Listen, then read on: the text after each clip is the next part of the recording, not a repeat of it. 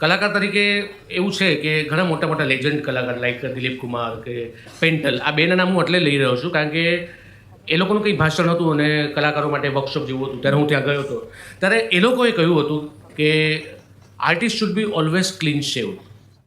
એનું કારણ કે ત્યારે તો આ બધું કોમ્પ્યુટર ને એવું બધું નહોતું કે ફોટો મૂકીને એની પર લગાડી દે કે દાઢીમાં કેવું લાગશે, મૂછમાં કેવું લાગશે, આ વીગમાં કેવું લાગશે. કે તમે આમ કોરી પાર્ટી થઈને જાઓ એટલે ત્યાં ડિરેક્ટરની સામે ઊભા રહી જાઓ એટલે ડિરેક્ટર નક્કી કરશે કે આને દાઢી આપવી કે મૂછ આપવી કે વીગ આપવી.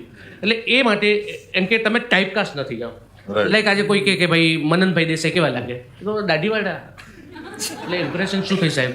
ઓહ એ એટલા માટે મને પેલા યમરાજના અને ટેરરિસ્ટના એવા રોલમાં ઓહ સર આ તો શીખવા મળ્યું મને યાર. ટાઈપકાસ્ટ થઈ જવાય છે બીજું કંઈ નહીં કે આ દાઢીવાળો છે આ મૂછવાળો છે આને વિલન જ આપો. પણ સર એવું બી થઈ શકે ને કે અમને ટેરરિસ્ટ ને યમરાજ ખાલી લુકના લીધે નહીં પણ કર્મોના લીધે બી કદાચ કારણ કે દાઢી તો કરી નાઈ જાય કરમ ધોઈને તો ના.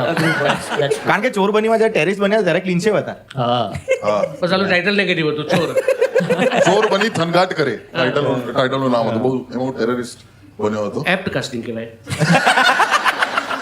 એટલે શું એના માટે અભિનય કરવાની જરૂર નથી. મનનભાઈને સામે મૂકી દો એટલે ટેરરિસ્ટ આ જ હશે.